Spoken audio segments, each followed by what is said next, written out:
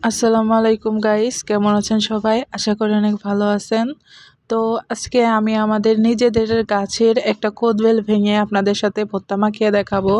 তো এখানে দেখছেন কদবেলটা অনেক কালো দেখাচ্ছে, কিন্তু এটা নষ্ট না, এটা গাছ থেকে এভাবে পাকছে। পাকার পরে আমরা পারছি হাত দিয়ে।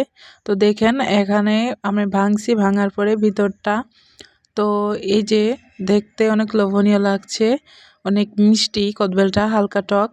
তো প্রথমে আমরা ধনিয়া পাতা বেটে নিছি, আর কদবেলটা পাকা যেহেতু এজন্য নরম হয়ে গেছে। তো পরে কদবেলটা ওর ভিতরে উঠাই নিচ্ছি ধনিয়া পাতার ভিতরে। কদবেলটা অনেক বড় ছিল, এজন্য এটা মানে কদবেলের যে শ্বাস থাকে, শ্বাসটা অনেক বেশি হয়েছে। তো দেখেন গাইস কত। পরে এটা মাখানোর জন্য ঝালের গুঁড়া ব্যবহার করছি। পরে দিয়ে দেয়া হচ্ছে সামান্য পরিমাণ লবণ, মানে যতটুক কদবেল অতটুক অনুযায়ী স্বাদ মতো লবণ দিয়ে দেওয়া হয়েছে।